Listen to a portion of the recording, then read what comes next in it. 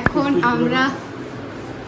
আমরা রেডি হয়ে যাচ্ছি, কারণ সকাল থেকে অনেক কাজ হয়েছিল, পড়িয়েছে, আমি গান শিখিয়েছি, ঘরের কাজ করেছি, সবটা করে এখন আমরা কোথায় যাচ্ছি?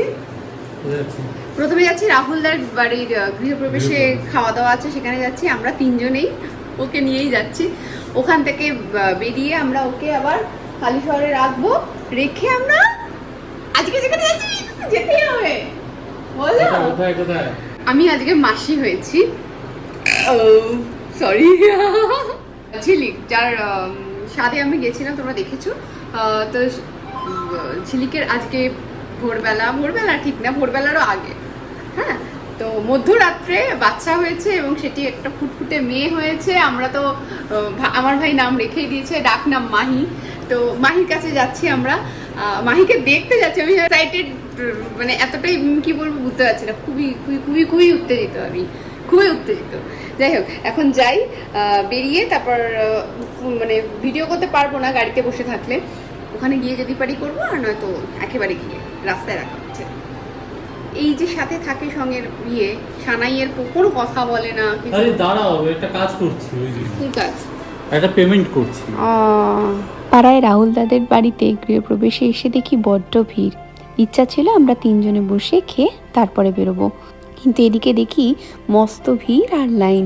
বসে খেতে গেলে আমাদের আর ওই 5টার মধ্যে নেউটিয়া পৌঁছানো হবে না। সেই জন্য আমরা ভেবেছিলাম বাড়ি ফিরে যাব, কিন্তু বিজয়দা বলে দাঁড়িয়ে যা, প্যাকেট করে দিচ্ছি, নিয়ে যা। সে পার্সেল নিয়ে বাড়িতে গিয়ে কোনো রকমে 1টা থেকে 2জনে খেয়ে এখানে কুট্টুসকে রেখে আমরা সরাসরি এবার বেরিয়ে যাচ্ছি কলকাতার উদ্দেশ্যে।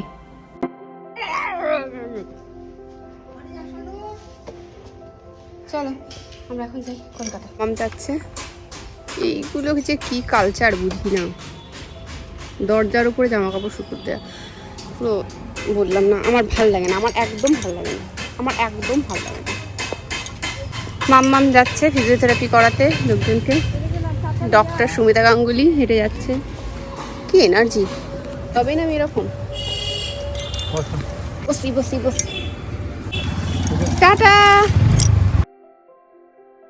চলো জয় জগন্নাথ বলে আস্তে আস্তে বেরিয়ে পড়লাম। সারা রাস্তা দেখি রথ বেরিয়েছে। ঠিক এরকম সময় তো রথ টানার সময় না, বিকেল হবে বেশ রথ টানার মহড়া চলছে। আর শুভ দিনে, শুভ মহেন্দ্রক্ষণে আমাদের কন্যা আমাদের কাছে এসেছে। এই যে কি পরম পাওয়া।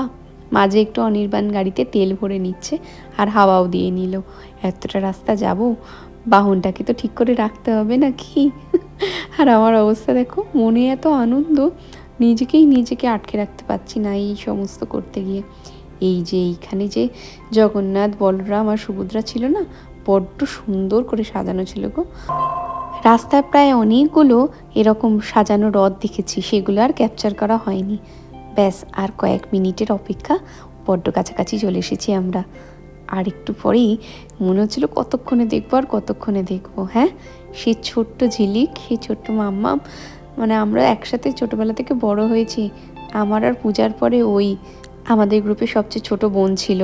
এখনও মনে আছে কি, এখনও তো লেখা আছে আমার বাড়ির একটা চেয়ারের মধ্যে। ও লিখে রেখেছিল স্টিলে, সরস্বতী পুজোর দিন কোনো এক, যে মৌদিদি আমাকে একটা হিরো সাইকেল কিনে দিবি। সেই লেখাটা আমি আজও মুছিনি, রেখে দিয়েছি। না, ওর হাতের লেখা থেকে যাক। ভাবলাম ক্যারেট লেন থেকে একবার ওর মেয়ের জন্য কিছু নিয়ে যাই। ঢুকলাম জানো তো, তবে নিউবর্ন বেবিদের জন্য পছন্দ মতন কিছুই পেলাম না, তাই বেরিয়ে এলাম।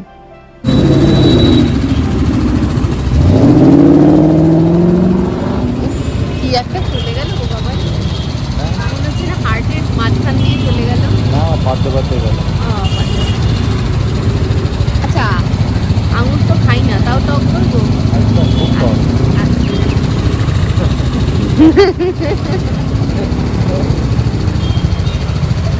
সুন্দর ওই দামি গাড়ি দেখে আমরা দুজনেই বেশ আঙুর ফল টক করলাম। যাই হোক, অনির্বাণ বলল ওইদিকে নাকি ইকো পার্ক, আমার কোনো দিনও যাওয়া হয়নি, পরে একবার যাব। তাজা বলছিলাম, ঝিলিকের মেয়ে, সে এখন আমার দেওয়াল আঁকবে, ঝিলিকেরটাই বলেছে, আবোল তাবোল লিখে ভরাবে আমার চেয়ার। সে অপেক্ষায় আছি বাবা মাহি, জলদি এসো আমার কাছে।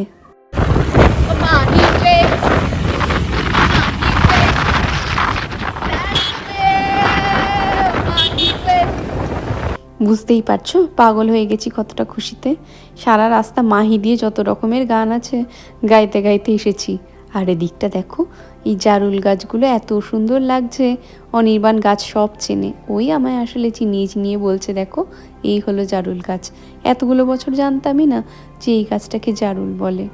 আজ দিনটা এত শুভ, রথযাত্রার দিন আজ।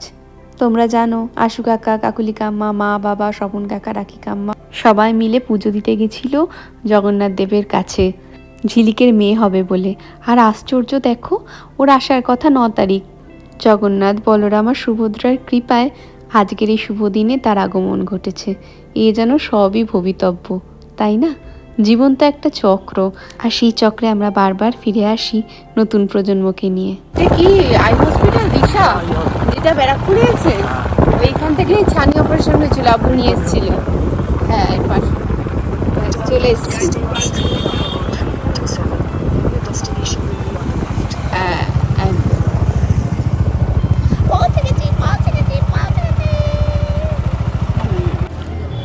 হ্যাঁ পৌঁছে গেছি গো। এখন কি করে যাই? খুব মজা লাগছে, খুব মজা লাগছে।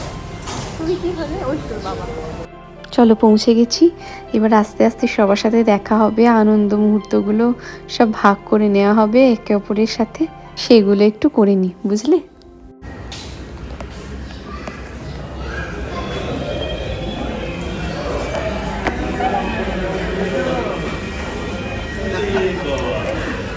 আরে বাবা, বসো হ্যাঁ বসো বসো। কাকি মামা এসছে তো? হ্যাঁ হ্যাঁ হ্যাঁ গেছে উপরে গেছে। আরে বাবা, তারপরে হিরো। এই দেখো 2 দাদু নাম্বার 1। এই যে হিরো নাম্বার 1 থেকে দাদু নাম্বার 1। দাদু নম্বর 1। হ্যাঁ আসবো না বলো তো, আসবো না? মামাকে এখনই দিতে আসবে, ওরা নেমে আছে আগে থেকে বাচ্চাগুলো বাচ্চা থেকে আলাদা টাইম। হ্যাঁ হ্যাঁ হ্যাঁ আছি তো। উফ আর ওই 2 ঘন্টা আচ্ছা এই তো দেখলাম চুল চুল, মাথা ভর্তি চুল।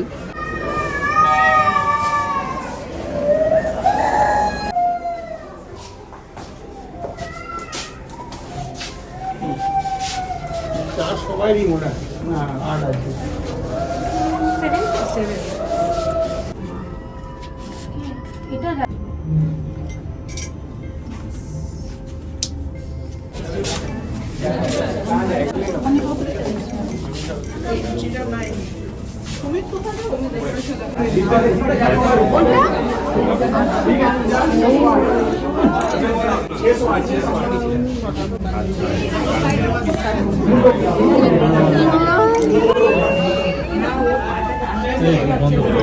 অনি এক ধমক দিয়েছে তাই ভিডিও বন্ধ করে দিলাম। আসলে অ্যালাউড না এখানে ভিডিও করা, কিন্তু কি করব, এত সুন্দর যে হয়েছে, যেই আসছে সবাই ওকে দেখছে, আর ওকে দেখে মুখে এত হাসি চলে আসছে, মনটা খুশি হয়ে যাচ্ছে।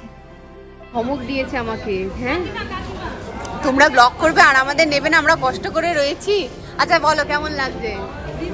দিদা হয়ে কেমন লাগছে? কি বলবো বুঝতে পারছি না। কি বলে বুঝতে পারছো না? আনন্দ হচ্ছে তো, খুব আনন্দ হচ্ছে। পুরো একদম ফিট ফাট হয়েছে। হাসি হ্যাঁ হ্যাঁ। আর বলো তোমার কিরম লাগছে? খুব ভালো, ভাষায় প্রকাশ করতে পারবো না এই যে পিসি হওয়ার ফিলিংসটা। দেখ মমতা ব্যানার্জি একা না, তুমিও পিছি হয়েছো।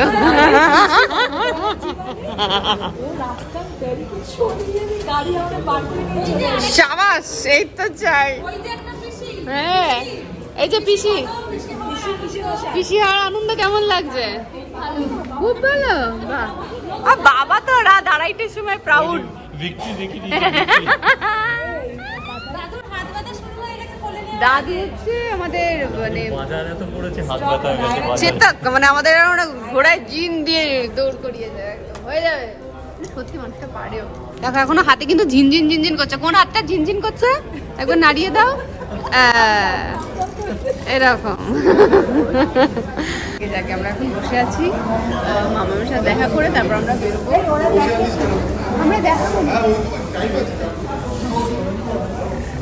তারপরে দেখা টাকা করে সত্যি এতটাই আনন্দ হচ্ছে বুঝতে পারছি না যে মিক্স ফিলিংস হচ্ছে। 9 তারিখের জন্য বাঁচিয়ে রেখেছিলাম ফিলিংসটা, হঠাৎ 4 তারিখে হয়ে গেছে তো বুঝতে পারছি না কি বলবো আর কি করবো। হ্যাঁ আপনি মর্জি ল্যান্ড করো, ডাক্তার ডিসাইড করবো না আমি কবে বাইরে আসবো। ভালো বলো কেমন লাগছে? দারুণ দারুণ। ঠিক আছে কোনো ব্যাপার না, ওরম না না না না না না না না। আমরা এখন একা একটা লিফটে ভাবতেই পারছি না, সব ভিড় ছিল ভিড় ছিল ভিড় ছিল। আর তাড়াতাড়ি নিচেই ছিল। হ্যাঁ জাস্ট ও মনে হয় না ওরই লিফট, একা উঠে বললাম আমার দেখলাম জিরোতে আছে। যা ভিড় এখানে হ্যাঁ সত্যি। কতগুলো বাচ্চা আছে? অনেক বাচ্চা বাচ্চা বাচ্চা বাচ্চা জু বাচ্চা জু।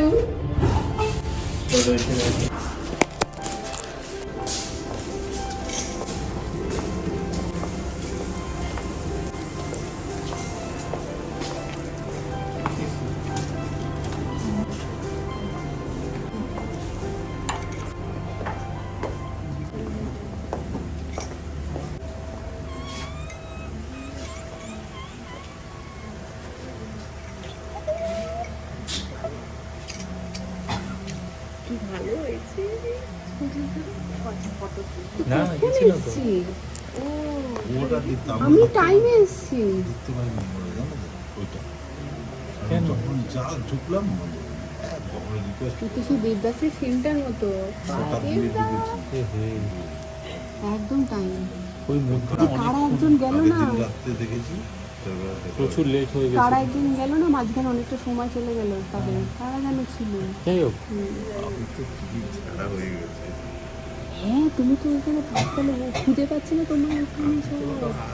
আমাদেরকে দেখেছি দূর থেকে, তারপরে আনন্দে এসেছে আর ঢুকি দিয়েছি বিয়ের মধ্যে। একেই বলে বাবা। হ্যাঁ সবাই আসছে টিকিট নিয়ে দেখা করতে, কিন্তু এক ফাঁকে ঢুকিয়ে টিকিট ছাড়াই কখন মেয়ের কাছে চলে এসেছে। ভাবো একবার, এই ভালোবাসাটুকুনি আর কে দেবে? এর জন্য নাতনিটিকেও দেখা হয়নি তার। আমি জানি না কারা যে বাচ্চা কারা যে মায়ের দল বসে আছে। আমরা মা, আমরাই বাচ্চা। নতুন নতুন মাসি দাঁড়িয়ে দেবে না তো। 8 নম্বর চলে ছোট থেকে আমরা হালি শহরে থাকি।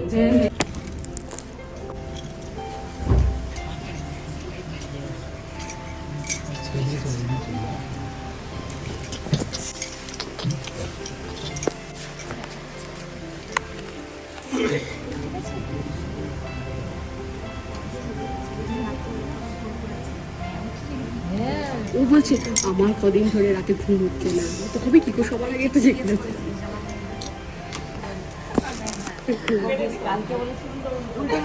হ্যাঁ।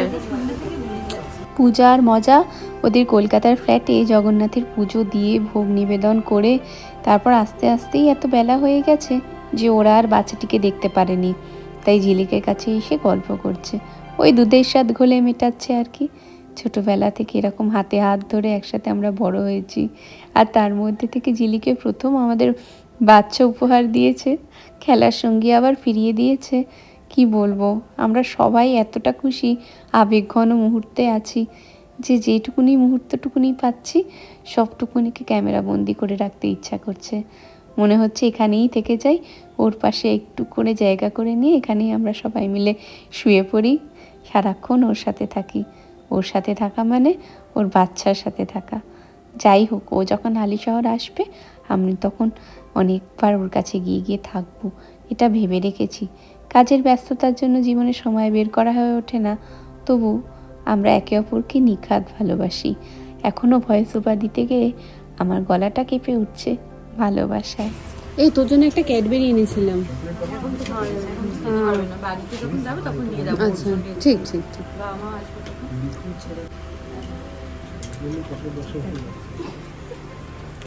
কালকে সকালে আসবো।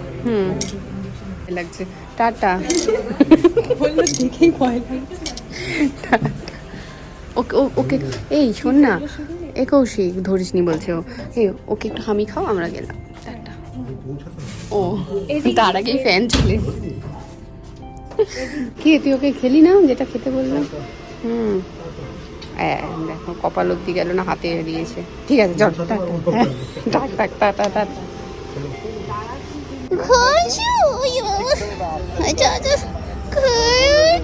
কি হয়েছে? তোমার বাসা হবে?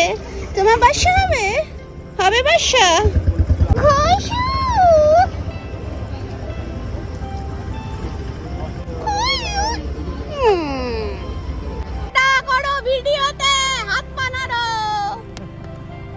চলো তাহলে আস্তে আস্তে বাড়ি ফিরি। অনির্বাণ দেখাচ্ছে ঘুরিয়ে ঘুরিয়ে এরকম ভারতের বাইরে যা আশ্চর্য কিছু রয়েছে তা এখানে রয়েছে ইকো পার্কে।